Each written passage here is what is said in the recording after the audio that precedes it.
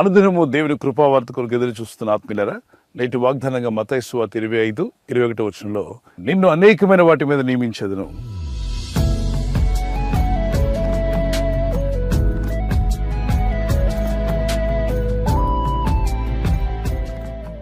మిక్కిలి చిన్న విషయాల్లో నమ్మకంగా ఉన్న వారిని దేవుడు మిక్కిలి గొప్ప విషయాల్లో వారిని నడిపిస్తానని దీవిస్తాన్నాడు. ఎప్పుడైతే నమ్మకస్తులమై ఉంటామో దేవుడు వారిని దీవించడమే కాదు, కొన్ని విషయాలే కాదు, అనేకమైన వాటి మీద వారిని నియమించబోతున్నాడు. The wonderful promise of God, I will put you on in charge of many things. అనేక మంచి విషయాలు, అనేకమైన ఆశీర్వాదకరమైన విషయాలపైన మీరు అధికారిగా ఉండబోతున్నారా? అందరికీ ఆశ ఉంటుంది అనేక విషయాలపైన ఒక అధికారిగానో లేకపోతే ఉన్నత స్థితిలోనో మేలైన స్థితిలో ఉండాలని ఆశపడడం తప్పేం కాదు.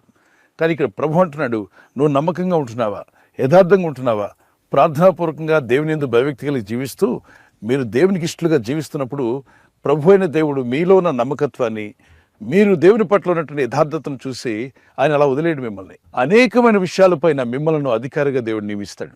చూడండి, కొన్ని కంపెనీల్లో కావచ్చు, కొన్ని ఉద్యోగ స్థలాల్లో ఫస్ట్ టైం ఆ వ్యక్తిని కాల్ లెటర్తో పిలుస్తారు. అతను జాయిన్ అయిన తర్వాత కొంత ట్రైనింగ్ ఉంటుంది. ట్రైనింగ్ అయిన తర్వాత అతను ఎలా ప్రవర్తిస్తున్నాడు, ఎలా వర్క్ పట్ల, కంపెనీ పట్ల ఉంటున్నాడు గమనిస్తూ ఉంటారు. వాళ్ళు ఏ టైంకి వస్తున్నారు, ఏ టైంకి వెళ్తున్నారు, వాళ్ళ పని విధానం ఎలా ఉంది, ఇతరులతో వారు ఎలా కలగలుపుగా ఉన్నారు, కోపాలు లేకుండా, ద్వేషాలు లేకుండా, అసూయ పడకుండా, ఈర్ష్య పడకుండా, ఒకరి మధ్యలో ఒకరు సాడీలు చెప్పకుండా, ఒకరిపైన ఒకరు నేరాలు మోపకుండా చక్కగా యాక్టివ్గా పనిచేసే వారిని గమనించినప్పుడు నమ్మకంగా ఉన్నాడని తెలిస్తే, నమ్మకంగా ఉన్నది అని తెలిస్తే ఆ స్త్రీని కానీ ఆ పురుషుని కానీ వారు నెమ్మదిగా పై స్థానానికి తీసుకొస్తారు, సూపర్వైజర్గా చేస్తారు. అప్పటి వరకు జస్ట్ ఎంప్లాయీ, ఆ తర్వాత ఇప్పుడు ఆ ఎంప్లాయీస్ అందరి మీద సూపర్వైజర్ అయ్యాడు. ఆ స్థానంలో కూడా అతను నమ్మకంగా, యథార్థంగా, తనకిచ్చిన లిమిట్స్లో తను జాగ్రత్తగా ఉన్నట్లయితే అతనిని ఇంకా పై స్థాయికి నడిపిస్తారు. అక్కడ అతను యథార్థంగా, నమ్మకంగా ఉన్నట్లయితే ఇంకా పై స్థాయికి తీసుకువెళ్తారు. ప్రమోషన్స్ అనేవి వస్తుంటాయి. మానవులైన మన మధ్యలోనే నమ్మకస్తులైన వ్యక్తికి ప్రమోషన్స్ ఇస్తున్నట్టుగా సృష్టికర్త అనే దేవుడు అంటున్నాడు, నీవు నా ఎడల యథార్థంగా ఉన్నట్లయితే, నమ్మకంగా ప్రవర్తించి నమ్మకమైన సేవకుడిగా ఉన్నప్పుడు నేను నిన్ను అనేకమైన వాటి మీద నియమించేదను. విజనుడు కానీ సేవకుడు కానీ యథార్థంగా, నమ్మకంగా పనిచేస్తే ప్రభు ఆ సేవను అప్పగిస్తాడు. ఆ పరిచర్య బాగా చేస్తున్నట్లయితే ఆ వ్యక్తికి ఆ పరిచర్య నుండి మరొక పరిచర్య కూడా దేవుడు ద్వారం తెరుస్తాడు. అక్కడ కూడా అతను నమ్మకంగా ఉంటే మరొక పరిచర్యకు ద్వారం తెరుస్తాడు. ఇక్కడ మనం అసూయ పడకూడదు, ఈర్ష్య పడకూడదు. ఎందుకంటే ఆ వ్యక్తి యొక్క నమ్మకత్వాన్ని బట్టి ప్రభు అని దేవుడు నూతన ద్వారాలు తెరుస్తూ ఆ వ్యక్తిని హెచ్చిస్తున్నాడు. హెచ్చించబడిన ప్రతి వ్యక్తిని కూడా దూషించే రోజుల్లో మనం ఉంటున్నాం. అనేక మంది ఎవరు వారికన్నా గొప్పగా కనిపిస్తే వారిని విమర్శించడం కానీ, దూషించడం కానీ, లేనిపోని మాటలు పలకడం కానీ, హేళన చేయడం, అవహేళన చేయడం అనేది మనం గమనిస్తున్నాం. కొందరు తప్పుదారులు పైకి వస్తుంటారు, వారిని పక్కన పెట్టేయండి. యథార్థముగా, నమ్మకంగా దేవుని చేత హెచ్చించబడేవారు లేరా? ఉన్నారు. దేవుడు తన ప్రజలు చేస్తున్న ప్రతి పనిని గమనిస్తాడు. ఆయన మన హృదయ రహస్యాలు ఎరిగినవాడు. నీ నమ్మకత్వాన్ని బట్టి తప్పనిసరిగా దేవుడు నిన్ను ఆస్వాదించే రోజు రాబోతుంది. నిన్ను వర్ధిల్ల చేసే రోజు రాబోతుంది. నువ్వు అభివృద్ధి పొందే రోజు కూడా రాబోతుంది. దేవుని యందు భయభక్తి కలిగి నమ్మకంగా జీవించిన పేతురు జీవితాన్ని చూడండి. దేవుడు ఆ పేతుర్ని జాలడుగా వదిలేయలేదు. అనేక సంఘాలు కట్టేవానికి దేవుడు చేశాడు. అపొస్తలుడైన పౌలు ఒకప్పుడు సౌలుగా ఉండేవాడు. దేవుని మీద తిరగబడ్డాడు, దేవుని ప్రజలను బాధ పెట్టాడు, సంఘాలను బాధ పెట్టాడు, విశ్వాసులను దుఃఖపరిచాడు, దైవ సేవకులను దూషించాడు.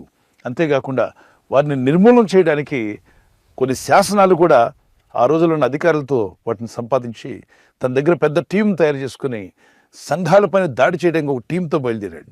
వెళ్తున్న దారిలో దేవుని వెలుగు అతన్ని ప్రత్యక్షం అవడం, ఆ వెలుగులోని ప్రభు మాట్లాడుతున్నాడు, సౌలా సౌలా నన్నెందుకు హింసిస్తున్నావని. అప్పుడు ఇతను అంటాడు, ప్రభా నువ్వెవరు, నేనెప్పుడు హింసించాను నిన్ను అంటే, నా ప్రజలను హింసిస్తే నన్ను హింసించినట్టు కాదా, నువ్వు నన్ను హింసిస్తున్నట్టే అన్నప్పుడు నన్ను క్షమించాయా. ఆ రోజు నుండి ఒక 3 దినాలు అతనికి కళ్ళు కనబడలా. దేవుని దగ్గర మొరపెట్టాడు, పశ్చాత్తాపడ్డాడు, పాపాలు ఒప్పుకున్నాడు. 3 దినాల్లో దేవుడైన ప్రభు అననీయ అనేటువంటి భక్తుని పంపించి అతని మీద చేతుల నుంచి ప్రార్థన చేయమనగా యేసే శిష్యుడిగా మారి అక్కడి నుండి నమ్మకస్తుడిగా జీవించాడు. నమ్మకంగా దేవుడిని సేవించాడు కనుకనే దేవుడు ఒక సంఘాన్ని అతనికి ఇవ్వాల, అనేక సంఘాల పైన ఒక అద్భుతమైనటువంటి అపోస్తలుగా దేవుడు వాడుకున్నాడు. మిమ్మల్ని కూడా దేవుడు వాడుకుంటాడు. మీరు చేస్తున్న ఉద్యోగంలో కావచ్చు, కంపెనీలో కావచ్చు, బిజినెస్లో లేదా సేవలో, పరిచర్యలో ఎక్కడన్నా ఉండండి, నమ్మకంగా ఉండండి, యథార్థంగా ఉండండి. నమ్మకస్తులైన వారిని ప్రభు అనే దేవుడు ఒక విషయం పైనే కాదు, అనేక విషయాల మీద ఇన్ఛార్జిగా పెడతా అన్నాడు. వచ్చిన కీర్తన పాడుకుందాం పిల్లరా.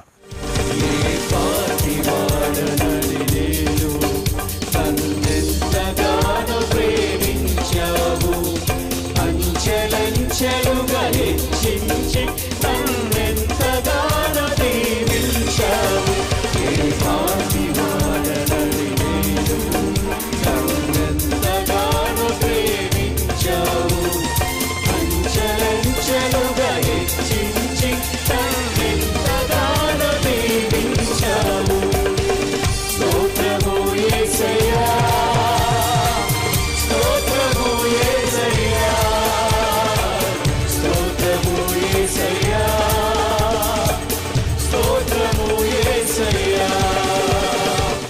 కొంతమంది అసూయపరులు, మీ ఎదుగుదలను ఇష్టపడినవారు, మీకున్నటువంటి అభివృద్ధిని చూసి ఈర్ష్యపడేవాళ్ళు ప్రతిదానికి విమర్శిస్తూనే ఉంటారు.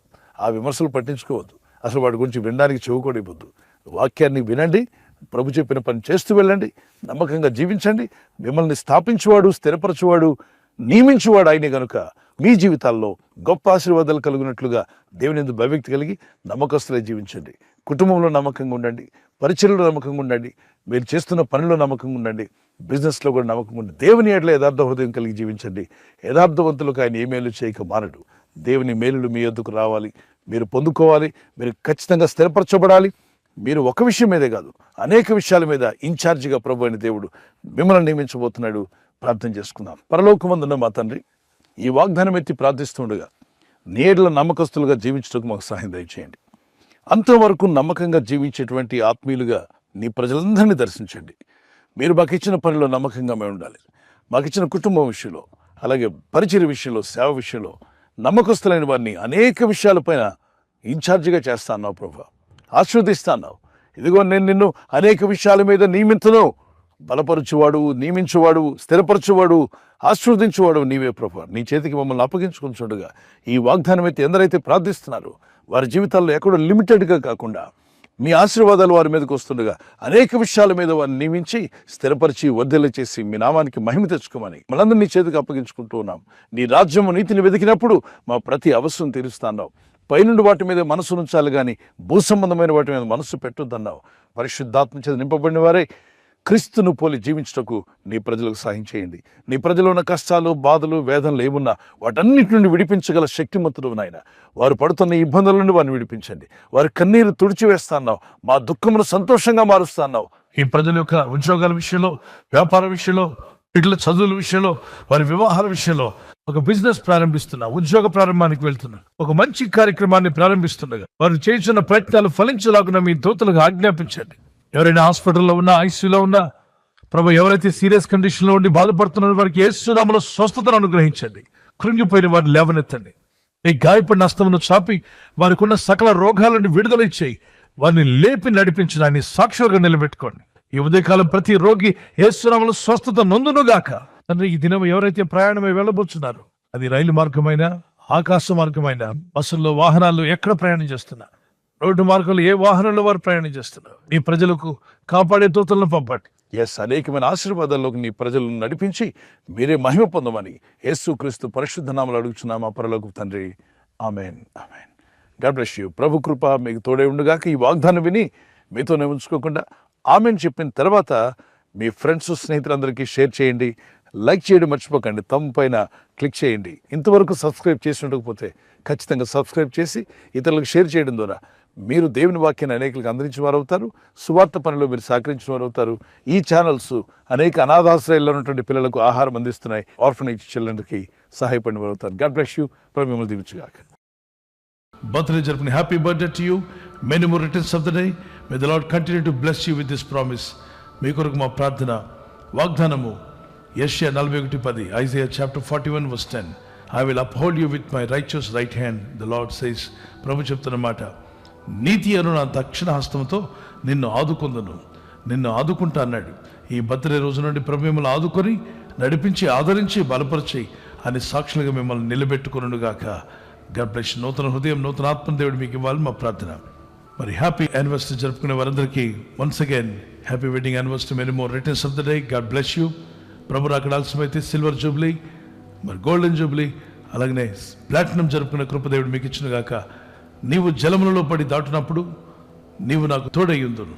ఇక్కడ అంటాడు, నీవు జలములలో పడి దాటినప్పుడు నేను నీకు తోడయ్యుందును. When you pass through the waters I will be with you.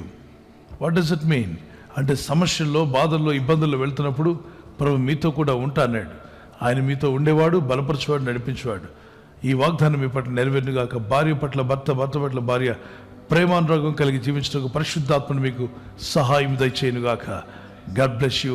మీ లవ్ అండ్ ఎఫెక్షన్ అది న్యూలీ ప్రభు నూతన పరిచి దీవించునుగాక. ఆమెన్. God bless you. ఈ ఛానల్ మీరు సబ్స్క్రైబ్ చేసుకోవడం వలన 2 పనులు జరుగుతున్నాయి. ఒకటి, సువార్త జరుగుతున్నది, ఆత్మలు రక్షించబడుతున్నాయి.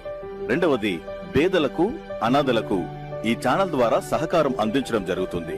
మనం సబ్స్క్రైబ్ చేసుకోవడం వలన అందరికీ సహాయం చేసిన వారమవుతున్నాం. ఖచ్చితంగా ఈ యూట్యూబ్ ఛానల్ ను సబ్స్క్రైబ్ చేసుకొని బెల్ బటన్ ను క్లిక్ చేయండి.